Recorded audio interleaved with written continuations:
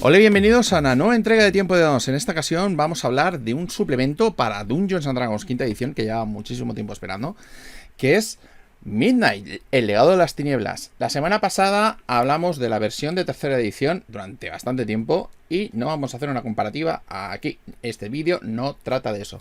Vamos a tratar acerca de esta edición, que es lo que nos podemos encontrar aquí, que es lo que resultaría interesante para alguien que no conozca Midnight.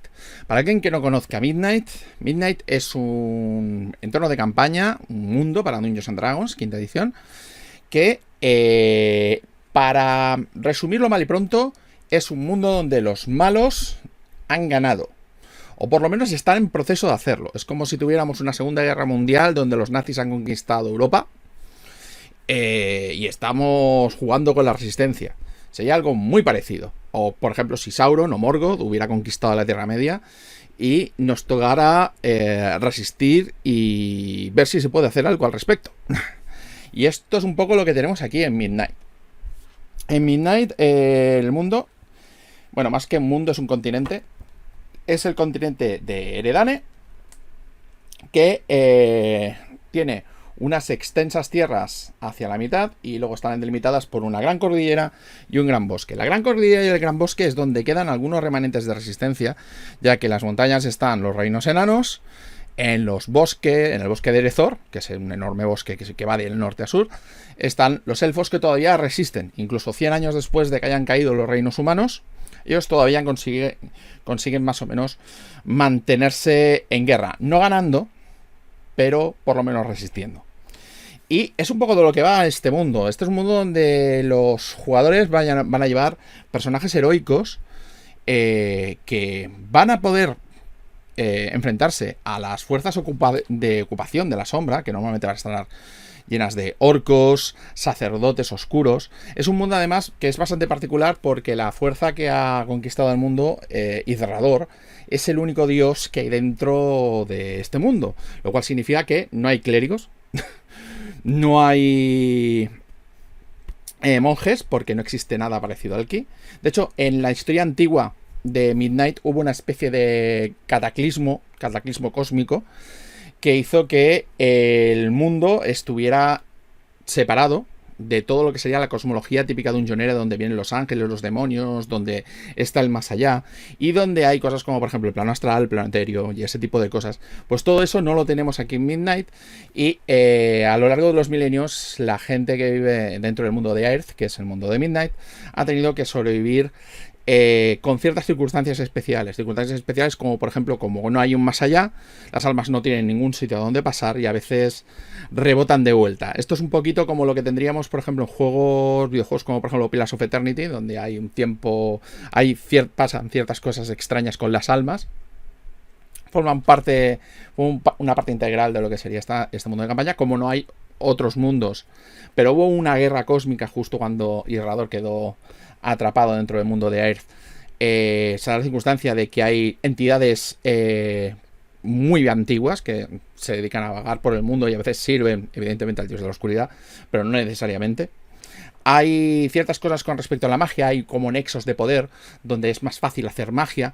La magia es una magia en origen sutil, por lo que se indica dentro del suplemento, dentro de lo que sería el mundo de Midnight, pero luego hablaremos de las adaptaciones para quinta edición. Pero esto hace que, por ejemplo, el tema de los objetos mágicos sean un poco más extraños, un poco más menos evidentes.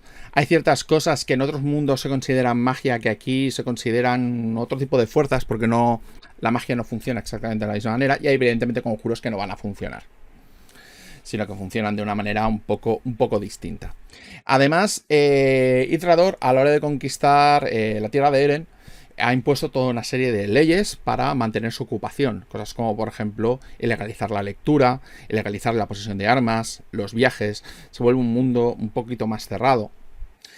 También está ilegalizado el uso de la magia, ya que Izrador codicia la magia que hay en el mundo, y de hecho la acumula, a lo cual llegaremos un poquito más adelante.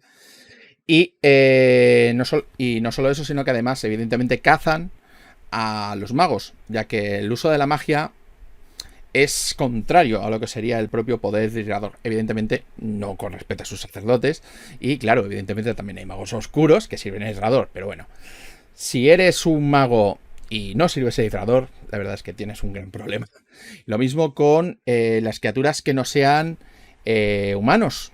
De hecho, la mayor parte de las criaturas no humanas aquí se les consideran faéricas y tienen unas ciertas razas, unas ciertas raíces comunes de que prácticamente son bastante parientes. Es un poco como lo que tendríamos en Elder Scrolls con el tema de los Mer, que son todas razas, los Almer, los Chimer, los Dwemer, que son razas élficas pero que son bastante distintas entre sí. Pues esto es una cosa más o menos parecida. De hecho tenemos tres, las razas son bastante extensas. Tenemos unas cuantas razas faéricas que, por cierto no lo he dicho, son ilegales dentro del reino de Eren, salvo con algunas excepciones. Tenemos, por ejemplo, los humanos, que hay distintos pueblos. Los dornenses, que son una especie de trasunto de vikingo más escocés, que serían los antiguos habitantes de la Tierra de Eren, o por lo menos los colonos humanos originales que vinieron a la Tierra de Eren. Los arcosanos, que los arcosanos son como una especie de... a ver, es un símil, no es una mezcla del mundo real. Una especie de persas bastante civilizados que vinieron más adelante y que tuvieron guerras con los dornienses. Y una especie de... una especie de pueblo mixto, que serían los ereños, que serían los que viven en las grandes llanuras. Tenemos los enanos. A mí los enanos de Midnight, la verdad es que me gustan bastante, porque son un pueblo bastante civilizado, es un pueblo bastante castigado por la guerra, y que la verdad es que tienen una mentalidad marcial, pero porque saben que viven en sus últimas generaciones, ya que los enanos y los orcos están en una guerra prácticamente perenne, y los enanos llevan mucho tiempo perdiendo. La verdad es que los trasfondos de los enanos, la verdad es que están bastante chulos. Los elfos que además tienen distintos pueblos entre sí. Tenemos los típicos elfos del bosque, tenemos elfos de la tundra, que además están bastante acostumbrados a lidiar con las fuerzas de Irrador, ya que el Irrador se le conoce como la sombra del norte, porque ha habido durante mucho tiempo, ha existido un territorio que es el territorio donde normalmente es oriundo Irrador, que es el lejano norte, donde hace mucho frío, donde hay gigantes y donde hay orcos. Guiño, guiño. Tenemos los Serunsil, que serían los elfos de la jungla, donde hay ciudades perdidas con grandes demonios y muchos secretos antiguos, como cosas antiguas conocidas como dioses, que ya no atienden a las oraciones, excepto Irrador, pero antiguamente había civilizaciones que los adoraban. Los Miransil, que serían los elfos. Tengo aquí el ventilador y se nota mucho. Tenemos aquí los elfos del mar, que serían una especie de elfos marinos, lo que pasa es que poquitos. Los gnomos, que los gnomos son también marinos, pero son marinos de río. Y hay algunos que los acusan de ser colaboradores con las fuerzas de la sombra, ya que se dedican a utilizar el río Eren, que es un río que recorre Eren desde el sur, del norte a sur. Además pasa por un mar interior y tal. Y bueno, a veces hay gente que los llama colaboradores, hay gente que los llama espías. Vete tú a saber. Son de los pocos que suelen estar en la tierra de Eren sin demasiados problemas. Tenemos a los medianos, que la mitad de ellos están esclavizados, la otra mitad están haciendo de pueblos nómadas, intentando evitar las fuerzas de la sombra. Tenemos a los orcos, que hay gente que no se acuerda, de hecho yo tampoco me acordaba, pero los orcos se podían llevar en Midnight. Los orcos se podían llevar en Midnight, que son evidentemente el pueblo escogido de Irrador. Son gente brutal, gente normalmente son las fuerzas de ocupación, pero de vez en cuando hay algún que otro orco que más o menos se da cuenta de que a lo mejor todo no es tan bonito, bueno, o la vida no es tan brutal como se han hecho decir, y que a lo mejor el camino del mal no es la respuesta. Pero bueno, a los que suelen capturar suelen hacerles cosas bastante malas. Y no solamente tenemos las razas en sí, por cierto, son un poquito más poderosas de lo que tendríamos en los estándares dungeoneros, principalmente porque tienen un puntito más de característica y tienen acceso a dotes. Lo que pasa es que aquí las dotes son una especie de mecánica que intenta implementar una cosa que se llaman las sendas heroicas, que son como pequeñas personalizaciones del personaje que indican de que el mundo intenta sobrevivir porque nota que hay algo que está intentando acabar con él, que es Irrador. Porque Irrador no es un dios amable, es el dios del mal, de un mal primigenio, elemental. Y se intenta alimentar del mundo con unos fines que, bueno, es mejor no explicar para no hacer spoilers. Así que el mundo se defiende. Y los héroes de Midnight normalmente suelen ser más poderosos de lo habitual. Principalmente porque lo necesitan. Contra lo que se tienen que enfrentar son fuerzas tanto fuera como internas, como traidores, como un mundo que no es que les desprecie, pero porque la verdad es que la verdad sigue habiendo gente bastante buena, sigue habiendo gente que sufre, pero muchas de esas personas, si tienen la elección entre elegir su familia o elegir traicionarte para salvar su familia, van a hacer lo segundo. Van a traicionarte y no van a hacerlo por mala intención, simplemente porque necesitan sobrevivir, porque las leyes son las que son.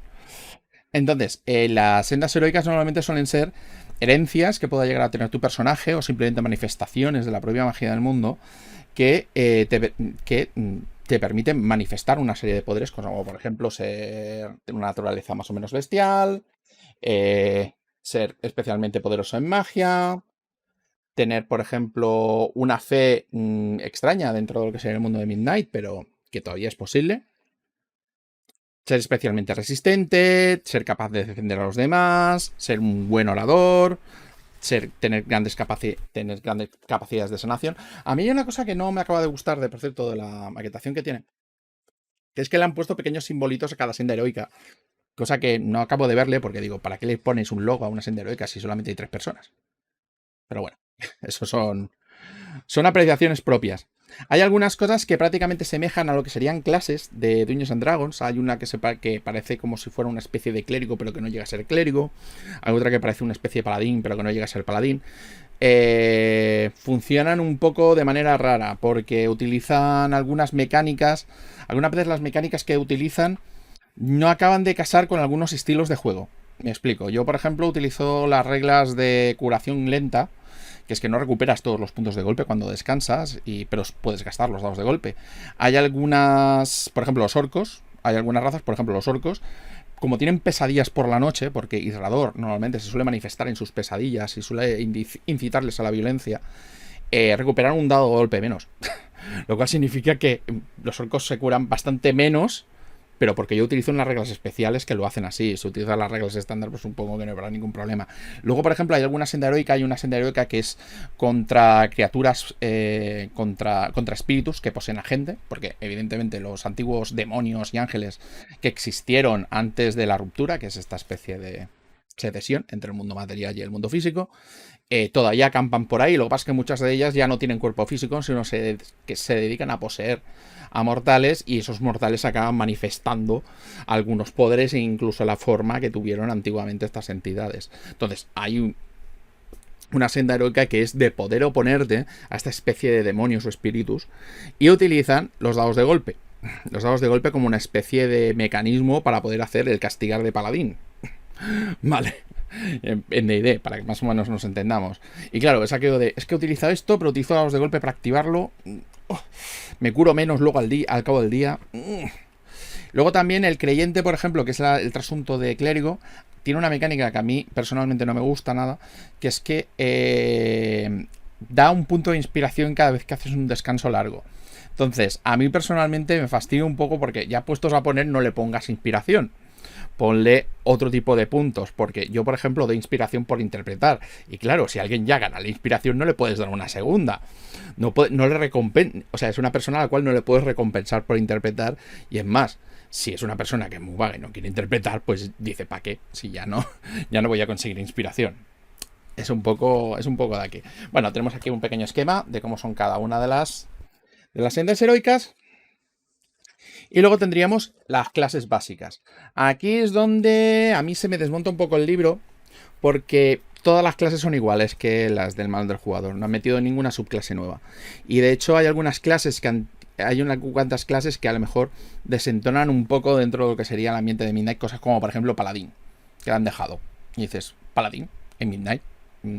Sí, es que ya lo que han explicado es que como no hay dioses, pero los paladines no hace falta que se adhieran a un juramento, aún así hay algunas cositas, por ejemplo, que se pegan, que se pegan un poco con el tema de la ambientación. Hay una especie de disonancia ludonarrativa, que es que el juego va por un lado, la ficción va por otro, que es que hay algunas clases que utilizan magia, pero las fuerzas de Irrador no los detectan.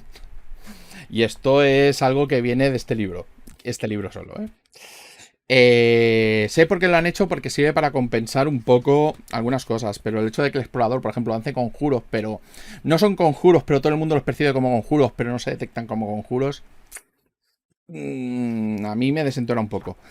Principalmente porque además no hay nada para compensar por el lado de los magos y tal. Por cierto, si estáis preguntando cómo va la magia en Midnight, va exactamente igual que el manual del jugador. Tal cual. Lo único que pasa es que hay algunos conjuros que no funcionan. Luego tenemos trasfondos. Los trasfondos, nada nuevo bajo el sol. O sea, me refiero, son trasfondos como los de toda la vida. O sea, dan las mismas cosas. Casi todas las ventajas son narrativas. Los trasfondos están bien. O sea, los que yo veo, cosas como por ejemplo antiguo esclavo, veterano de guerra, rebelde y cosas así, pues la verdad es que estaban bastante bien. Luego tenemos las dotes. Algunas dotes que ya no son de senda heroica, que sirven un poco para poder vivir dentro del Edane, que te sirven, por ejemplo, para compensar el hecho de que normalmente no puedas tener armas, porque las armas son ilegales y que puedas más o menos hacerte con algunas sin demasiado problema. Por ejemplo, hay una... lo que pasa es que son muy circunstanciales algunas, Por ejemplo, Carroñero te permite recuperar armas, recuperar munición, para no tener que gastar demasiado. Cosas así. Luego tenemos la explicación de lo de la secesión, eso que os había explicado con respecto a las criaturas de otros planos, los conjuros que están más o menos prohibidos porque no funcionarían dentro de Eredine, porque no hay invocación. Tampoco hay teletransporte, por cierto, porque necesitarías una conexión con otro plano para poder ir de rebote.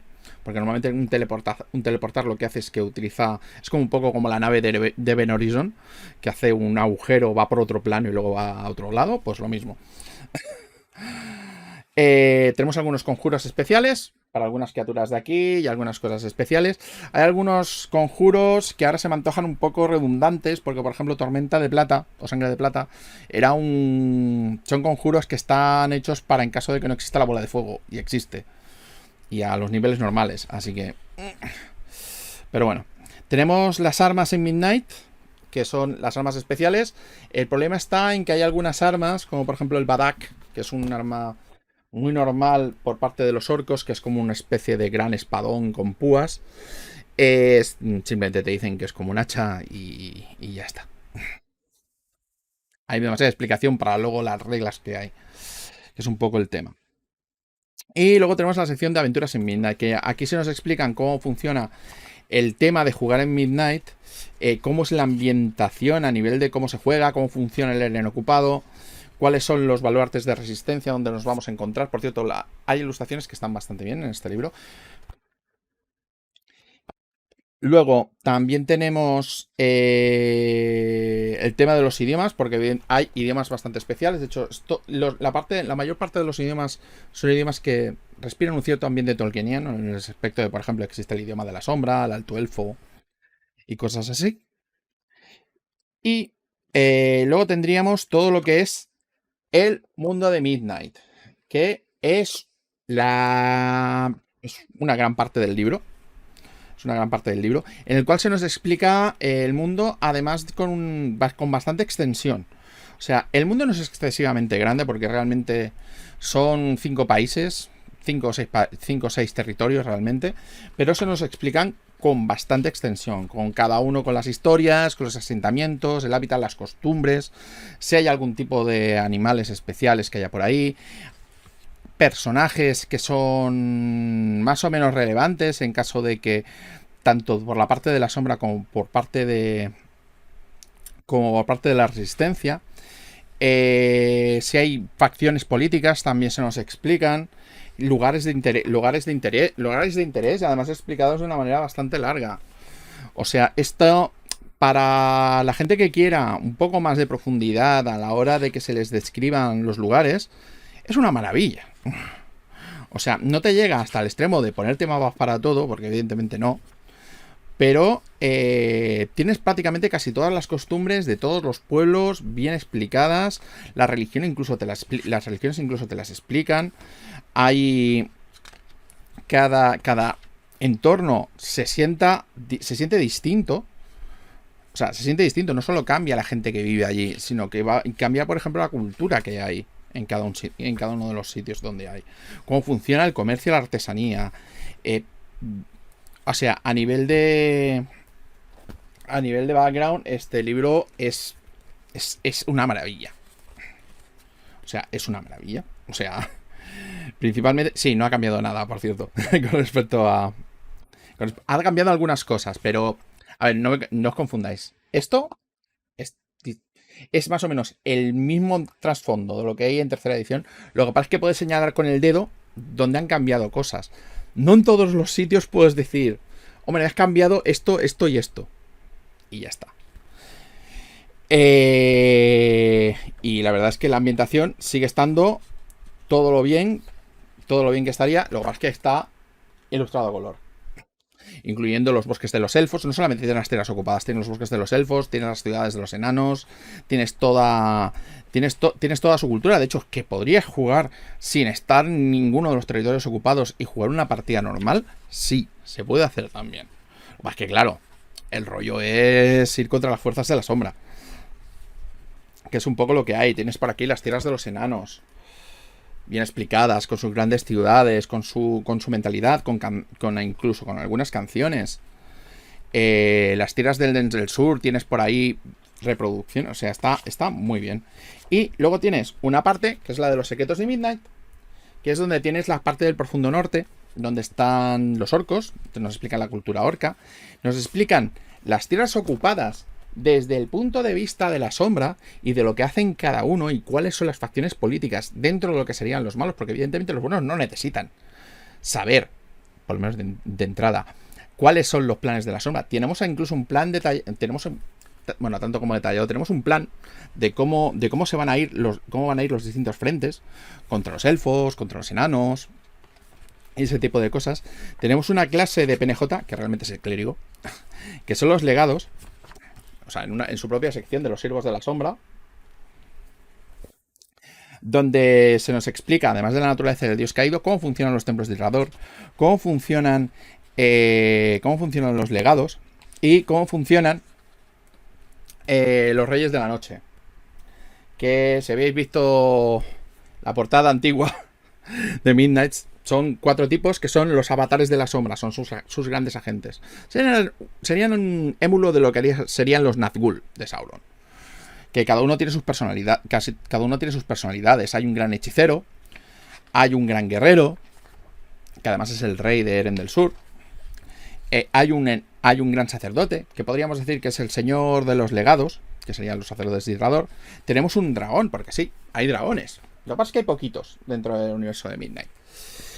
Y los tenemos explicados con su trasfondo y con su ficha. Acá ahí es donde tengo un pequeño problema, porque las fichas, la verdad es que no son muy poderosas, incluso para el valor de desafío que tienen.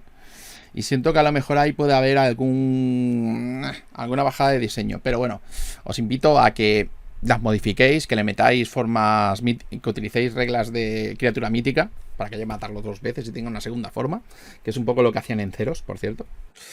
Y los últimos suplementos de D&D, y la verdad es que no funciona nada mal.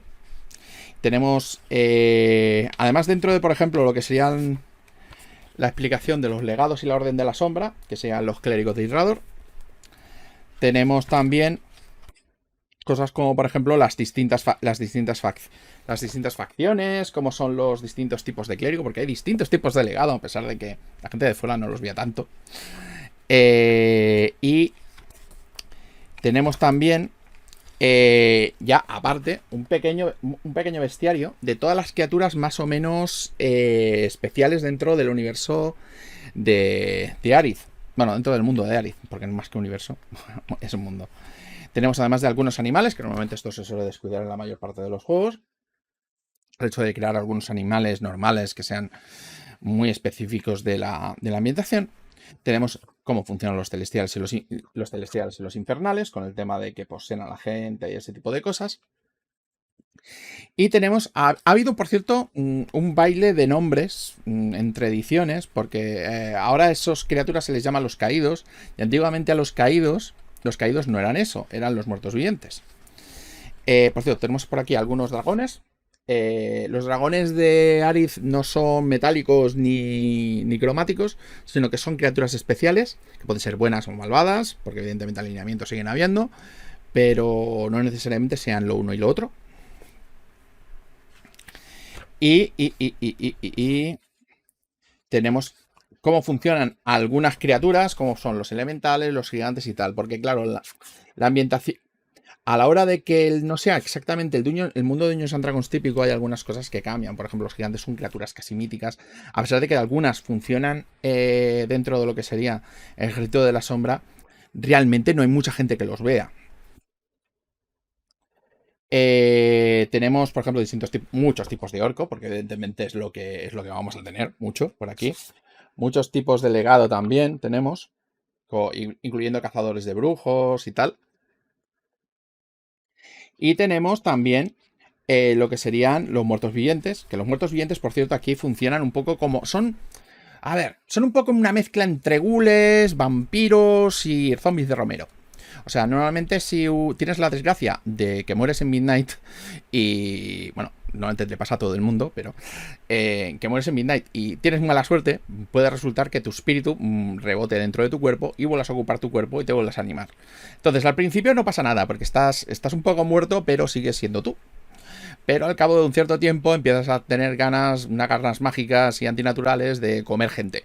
Y si no comes gente, pues tu inteligencia empieza a decrecer y te conviertes en un muerto viviente sin mente y ese tipo de cosas. ¿Hay otros tipos de muerto viviente? Sí, pero solamente sirven aislador. Y todo esto da para cosas bastante creepy. O sea, es más que nada porque pueden haber distintos estadios de generación. Pueden ser que haya pequeñas invasiones de muertos vivientes si no se les ha tratado eventualmente. Eso evidentemente las culturas más o menos lo tienen más o menos controlado con sus rituales funerarios para poder ocuparse de los cuerpos. Hay algunos con soluciones más humanitarias que otras. Los elfos tienen una solución bastante rara y bastante defensiva, por cierto. Y luego tenemos las reglas de nexos de poder, que son unos lugares especiales imbuidos de magia, donde si tienes la suerte de poder encontrarlos, puedes lanzar conjuros de una manera un poco más poderosa.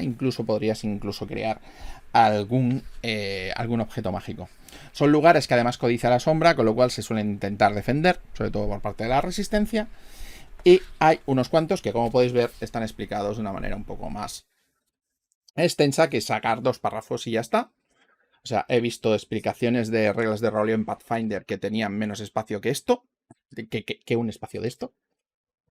Y luego tenemos,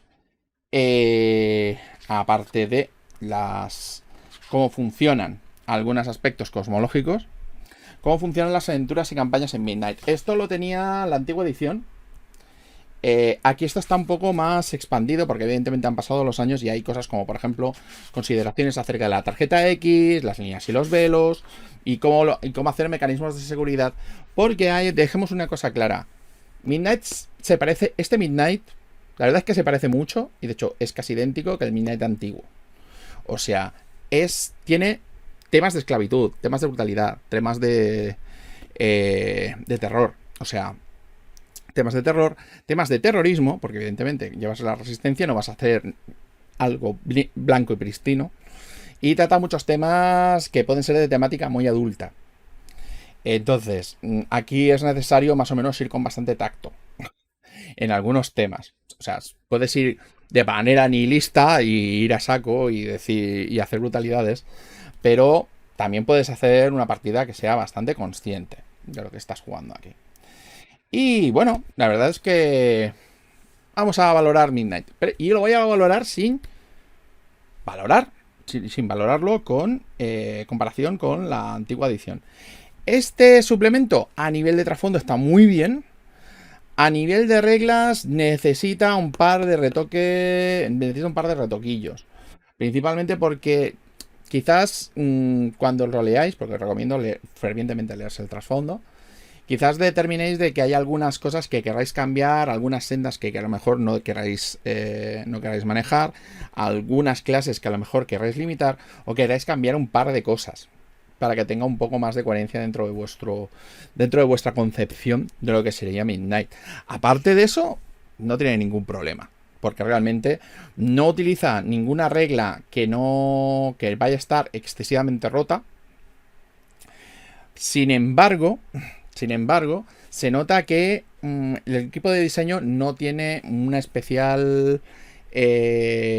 no son especialmente expertos en lo que sería Dungeons and Dragons quinta edición, porque hay algunas reglas que se antojan un poco antiguas, pero de antiguas de principios de quinta edición.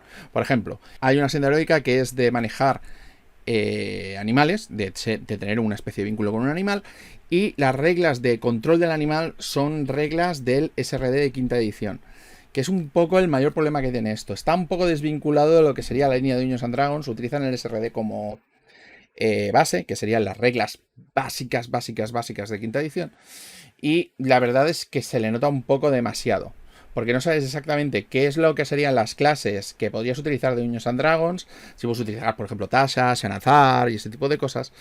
Y la verdad es que pueden haber cosas, si utilizas esos suplementos, que se peguen mucho con la ambientación que hay aquí.